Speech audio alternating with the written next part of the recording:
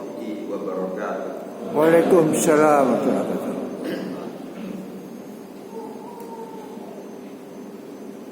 Alhamdulillahirabbil alamin. Ini jelas ya saudara. Wal aqibatu lil muttaqin wa la udwana illa 'alal zalimin. Asyhadu an la ilaha illallah wahdahu la syarika lah. Wa asyhadu anna Muhammadan abduhu wa rasuluhu an-nabiyyul amin. Allahumma shalli wa sallim wa barik ala nabiyyina Muhammadin wa ala alihi wa ashabihi ajma'in, amma ba'd. Subhanaka la ilma lana illa ma 'allamtana innaka antal alimul hakim. Allahumma anfa'na bima 'allamtana wa 'allimna ma yanfa'una warzuqna ilman yanfa'una. Allahumma la sahla illa ma ja'altahu sahla wa anta taj'alul hazna idza syi'ta sahla faj'al lana ya rabbana kulla syai'in sahlan muyassar. Allahumma inna na'udzu bika min ilmin la yanfa' wa min qalbin la yakhsha' wa min nafsin la tashba' wa min da'watin la yustajabu laha. Rabbi shrah li sadri wa yassir li amri wahlul 'uqdatam min lisani yafqahu qawli. Allahumma inna na'udzu bika min an nadhilla aw nudalla aw nazilla aw nuzalla aw nadlima aw nudlama aw najhala aw yujhala alaina. Amin. Bapak-bapak, ibu-ibu dan saudara sekalian, jamaah salat subuh Masjid GSI yang mudah-mudahan senantiasa dengan semua diberkahi Allah Ta'ala. Alhamdulillah Bapak Ibu, pagi hari ini Allah Ta'ala memudahkan saya dan panjenengan semua kumpul bersama di masjid ini. Kita mengerjakan salat subuh berjamaah. Semoga Allah Ta'ala menerima ibadah salat kita Bapak Ibu, yang kemudian kita lanjutkan dengan thalabul ilmi. Mudah-mudahan yang kita lakukan bersama ini dicatat Allah Ta'ala sebagai amal soleh yang kelak memberatkan timbangan saya dan panjenengan semua. Dan insya Allah ini memang amal soleh Bapak Ibu, maka kita bertawassul kepada Allah Ta'ala dengan amal soleh yang kita lakukan pagi hari ini. Mudah-mudahan dengannya kita kelak dikumpulkan bersama-sama dalam surga Firdaus yang paling tinggi tanpa adab maupun hisab. Jadi mohon maaf Bapak Ibu, saya hari ini lupa kitabnya ini. Jadi kita membahas tentang salah satu pendidikan anak yang disebutkan Allah Ta'ala dalam Al-Quran. Jelas.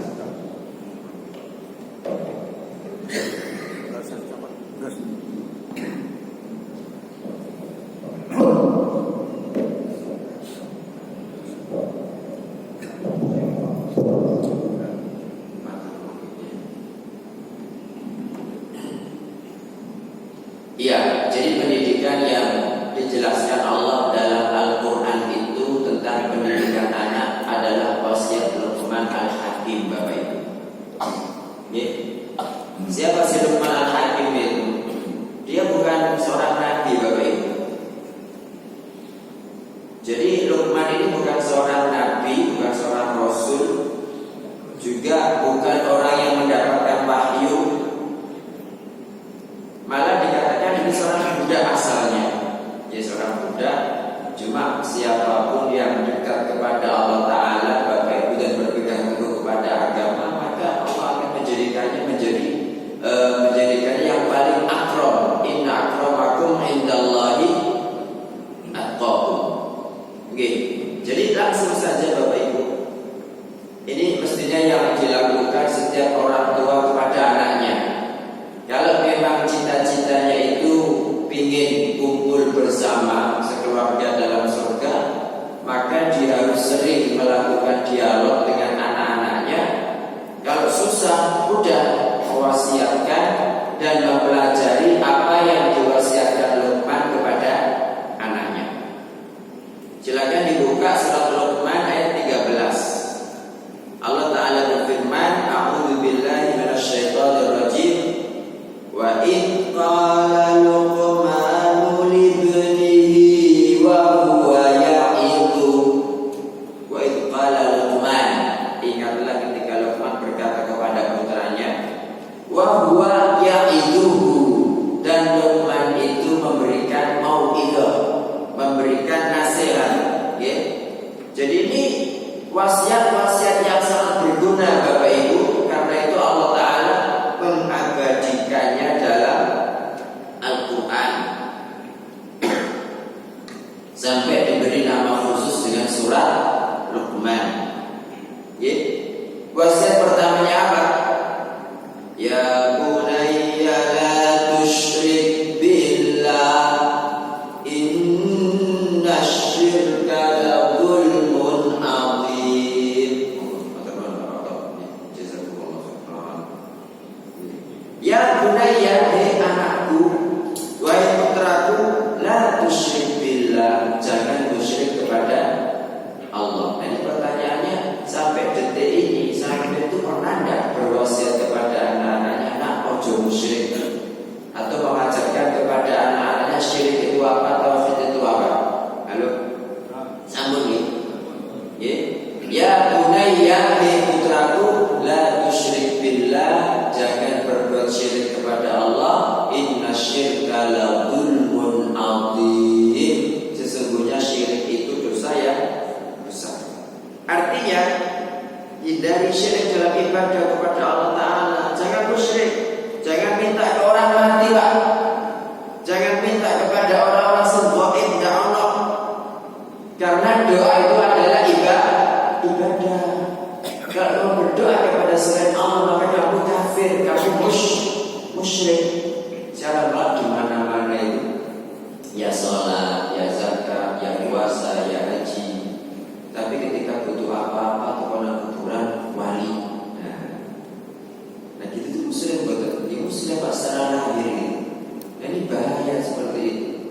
Padahal dosa paling besar Bapak Ibu, yang jika pelakunya mati tidak akan diampuni Allah Ta'ala, adalah syirik gitu. Adapun dosa besar yang lainnya, yang makan riba, membunuh orang, berzina, mencuri, korupsi, kalau gak musyrik kan masih ada kemungkinan diampuni gitu loh. Tapi kalau syirik, na'udzubillah. Dan lebih berbahaya lagi, orang melakukan kesyirikan tapi mengatakan bahwa justru itu adalah agama. Ini adalah bentuk memuliakan para wali. Ya, memuliakan memang kita diperintahkan memuliakan Bapak Ibu, tapi jangan sampai kemudian meninggikan derajat mereka di atas atau menjadi sebanding dengan Allah Ta'ala. Dipintai Pak, ya, minta kepada wali, minta kepada ini gitu. Dalam surat Al-An'am ayat 82 Allah Ta'ala berfirman, alladzina amanu, orang-orang beriman, walam yalbisu imanahum bidzulmin, walam yalbisu, dan tidak mencampur iman mereka dengan kezaliman.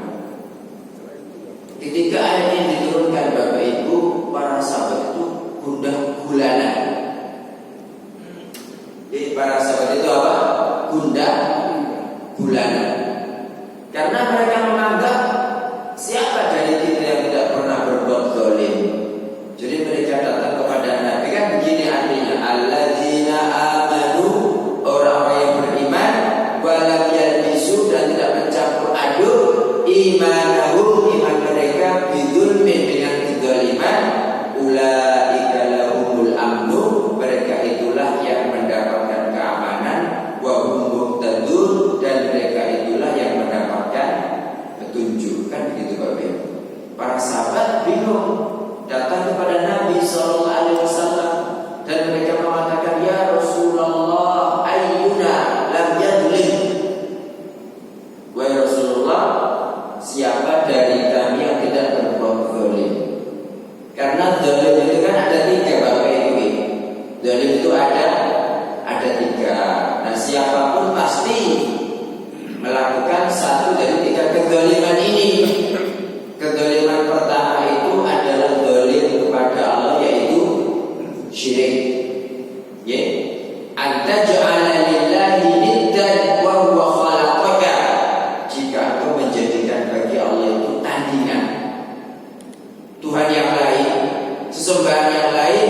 huwa khalaqaka, padahal Allah Ta'ala lah yang menciptakanmu.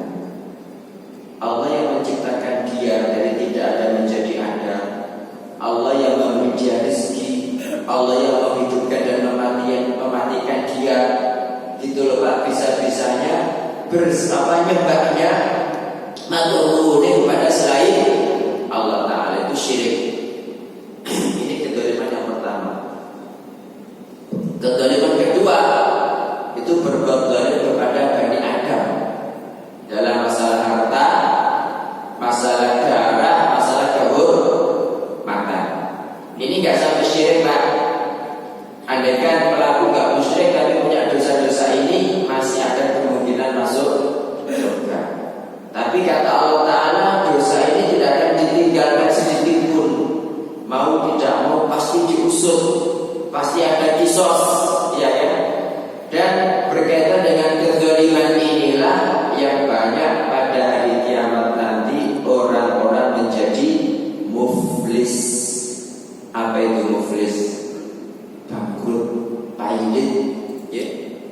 Datang pada hari kiamat beranggapan punya amal pahala sangat banyak, tetapi di hari kiamat itu dibagi-bagi Pak, untuk melunasi utangi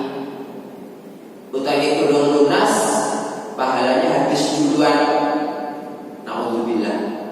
Akhirnya apa yang dilakukan Allah Ta'ala mengambil dosa-dosa dari orang yang dia zalimi, kemudian ditimpakan kepadanya. Karena dia sudah tidak ada kebaikan, adanya dosa, maka dia pun dilemparkan ke dalam surga. Dalam Pak? Kemana? Loh, memang ngomong apa tadi? Oke, dilemparkan ke neraka. Na'udzubillah. Doa kedzaliman yang ketiga ini tidak ada sangkut paut dengan Bani Adam, tidak ada sangkut paut dengan kesyirikan, yaitu menzalimi diri sendiri. Menzalimi diri sendiri ini kadang kebablasan, kadang kebangetan Pak. Ada yang menzalimi diri sendiri itu atas nama agama, memaksakan diri puasa misol. Tahu puasa misol? Ya puasanya Bu nggak pakai buka kayak sahur itu loh Pak, selama beberapa harinya dilarang sama Nabi. Nggak boleh. Itu sama dengan menyengsarakan diri sendiri. Pengen sholat malam gitu kan, ngantuk, akhirnya paksa diri sholat malam sampai cekelan cegak. Gitu ada Pak orang seperti itu. Jadi semangat ibadah tapi fisiknya tidak kuat. Beda dengan saya, fisiknya kuat, semangat ibadah tidak Allah. Kebalikan. Jadi itu ada seperti itu. Makanya kan ada orang itu yang mengatakan, wes kalau begitu aku tak sholat malam terus gak pernah turun, aku tak puasa terus gak pernah berbuka, wes aku tak ibadah fokus gak pakai nikah-nikahan. Gitu ini kan dosa besar semua kali. Makanya ada orang-orang seperti ini gitu.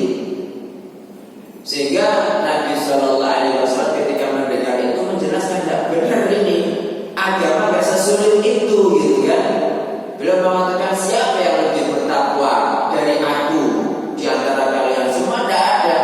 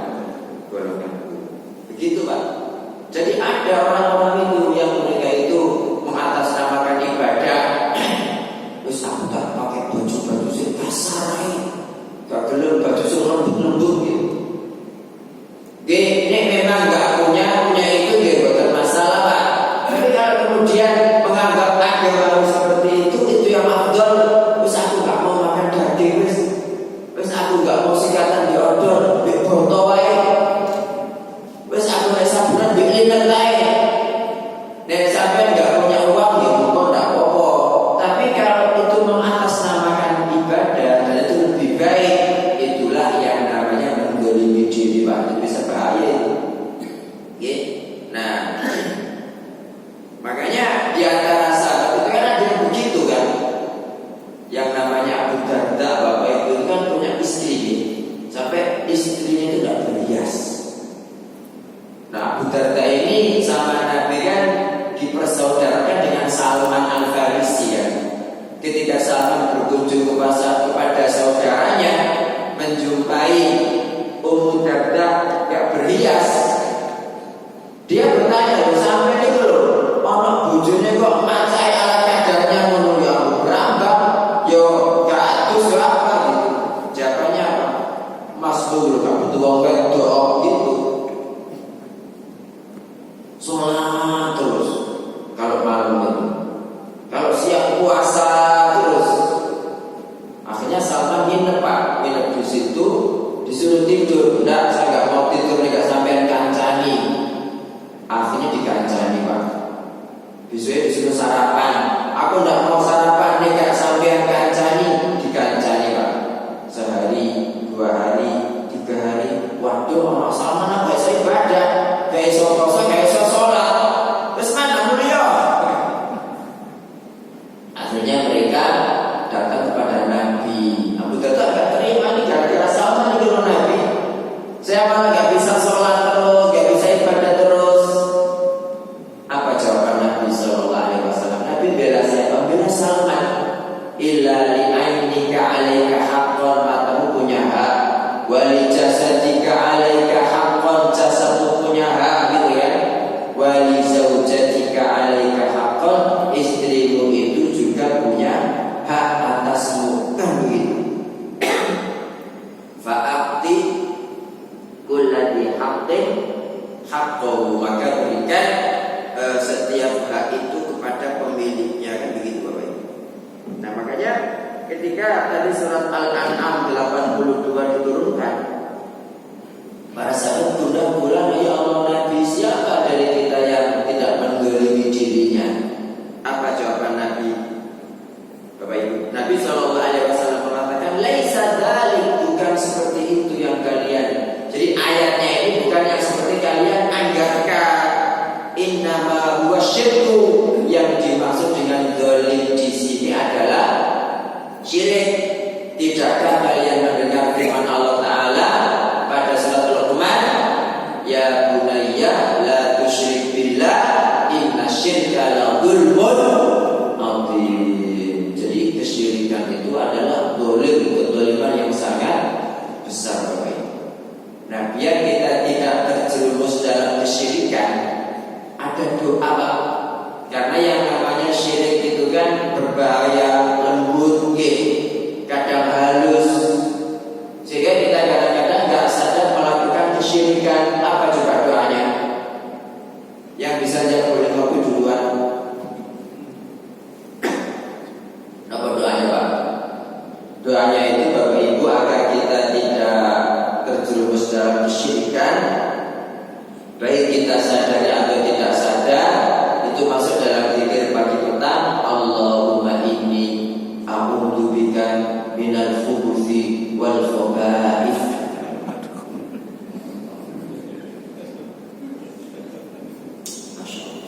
Dalam Pak, jenengan ngomong ke Allah terus nopo ayo Pak. Kamu perlu nyalano. Nggih nopo ayo.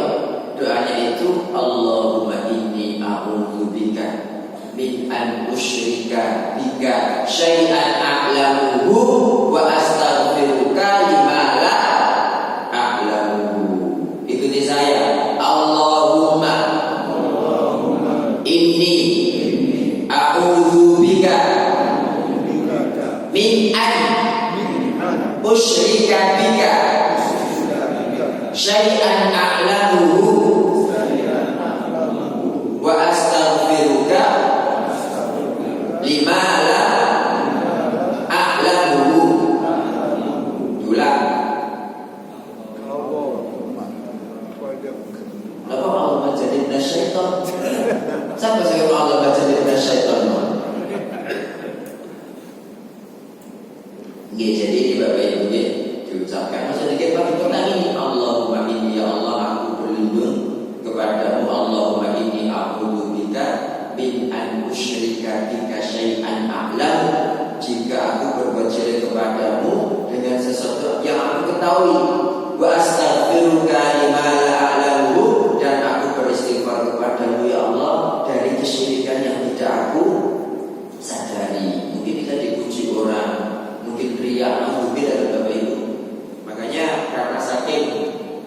bahayanya syirik ini sampai Nabi Ibrahim itu berdoa berkali-kali, padahal beliau kan pahlawan tauhid ya.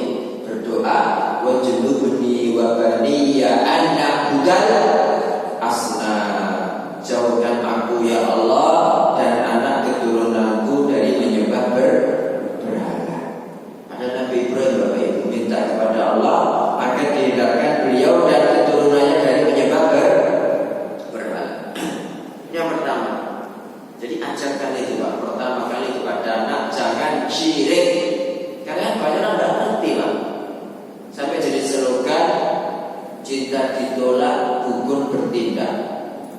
Ada enggak Bapak Ibu jenengan sepengetahuan panjenengan orang menikah tapi karena masing-masing punya mantan, mantannya enggak terima sehingga kirim santet ya. Makanya sihir kan macam-macam. Ada namanya sihir robot. Sihir robot itu sihir ikatan. Maksudnya apa? Laki-laki ketika malam pertama mau menggauli istrinya itu terikat Pak Manuel. Jadi KP3 minum pokoknya barangnya nanti Pak, itu Pak. Itu ada. Atau tiba-tiba ngelimprak turuai, gak iso tani Pak.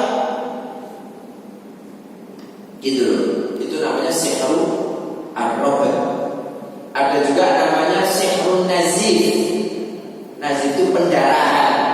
Setiap suaminya datang, istrinya langsung pendarahan. Suaminya dono kering. Nah, suaminya datang pendarahan lagi. Itu ada seperti itu. Panjenengan pernah mengalami nggak? Dalam kakakku ayo. Nah ini macam-macam gitu Pak. Ya, nah itu kan orang kalau nggak ngerti, pasti cara pertama kali pergi ke dukun karena nggak ngerti Pak. Ngaji SI gak tahu, ngaji masjid beliau gak tahu, ya itu kalau nggak ilmu fatul jari, ya kan? Pasti nak dukun, lu gak itu lo gosok kan, gak tasbih, jemput ke masjid SI tasbihnya mah, padahal yakun, apa yakun? Halo, di sini ada yakun, yai dukun. Ini bahaya Pak, banyak tidak ngerti Pak, banyak tidak ngerti. Wasiat kedua, yang kedua apa? Wa wassaynal insana biwalidayhi hamalat.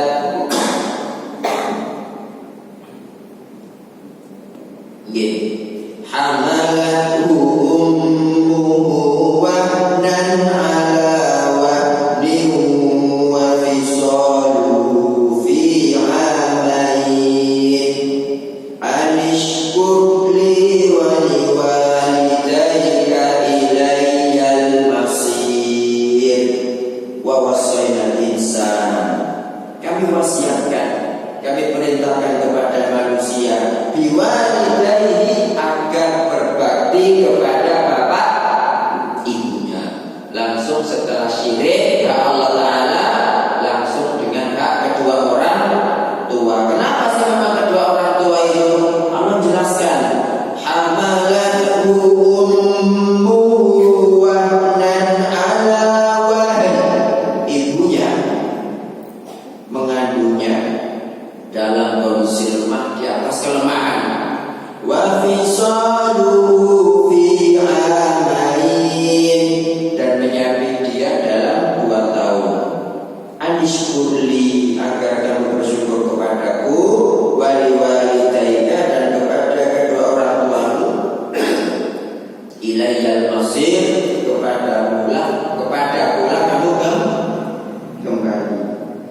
Jadi Bapak Ibu, setelah Allah Ta'ala, setelah Luqman ini berwasiat jangan syirik, langsung berwasiat agar birrul walidaini. Ya karena ridhollahi fi ridhol walidain. Ridho Allah itu terdapat pada ridhonya bapak ibu gitu. Tapi kalau bapak ibu itu tidak ridho, kecuali sampai syirik, ya jangan. Karena ketaatan mutlak hanya kepada Allah. Andaikan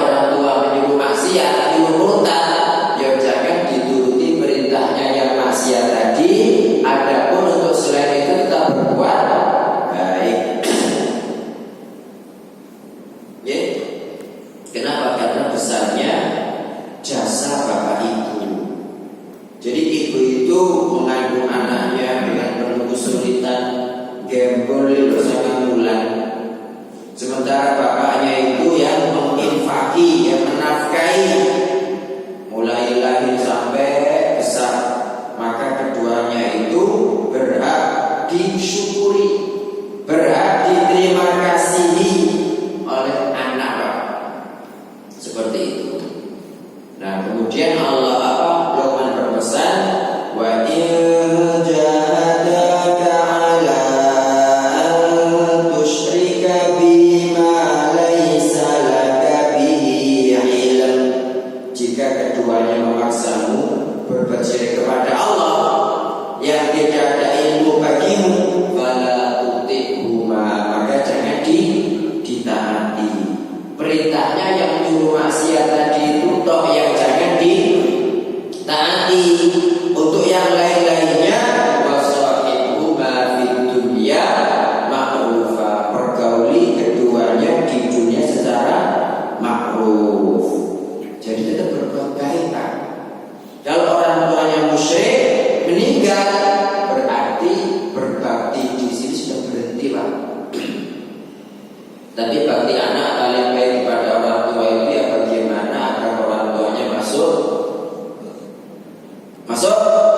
Islam. Ya, kalau orang tuanya Muslim, kewajiban anak berbakti setelah meninggal dunia kan masih ada, Bapak Ibu. Tapi kalau orang tuanya kafir, dengan dia mati berarti sudah tidak ada kewajiban berbakti. Buktinya Allah mengatakan wasahibhuma fid dunya ma'rufa, pergaulan mereka di dunia dengan baik. Wattabi' sabila man anaba ilai, ikutilah jalan orang yang bertobat kepadaku. Tsumma ilayya marji'ukum, kemudian kepadakulah tempat kembali kalian. Fa unabbi'ukum bima kuntum ta'malun, kemudian aku beritahukan kepada kalian apa saja yang dulu kalian berbuat, diberitahukan oleh Allah Subhanahu wa taala. Nggih.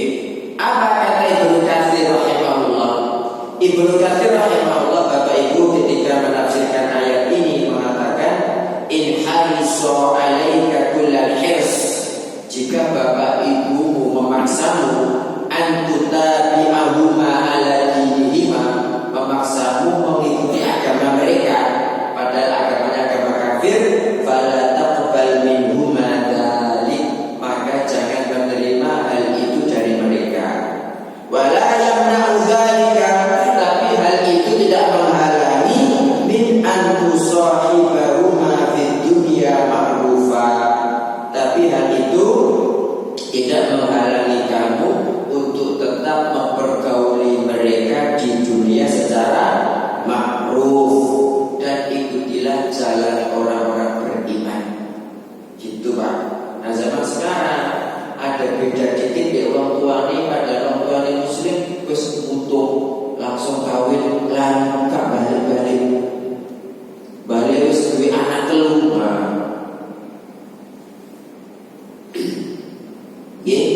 Seperti itu, Pak. Memang taat kepada orang tua itu wajib, tetapi selama perintahnya tidak maksiat. Kalau maksiat tidak perlu taat, tapi jangan utuh, tetap bergaul dengan baik. Hanya pada perintahnya yang tidak baik saja yang kita tidak taat. Nabi SAW bersabda, la ta'ata li ahadin fi maksiatillah, tidak boleh ketaatan kepada siapapun kalau itu bermaksiat kepada Allah. Innama ta'atu fil ma'ruf, ketaatan itu hanya pada perkara yang ma'ruf, Bapak Ibu. Hanya pada perkara yang ma'ruf. Kalau enggak ma'ruf enggak boleh taat. Kemudian surah Luqman ayat 16, ya bunayya innaha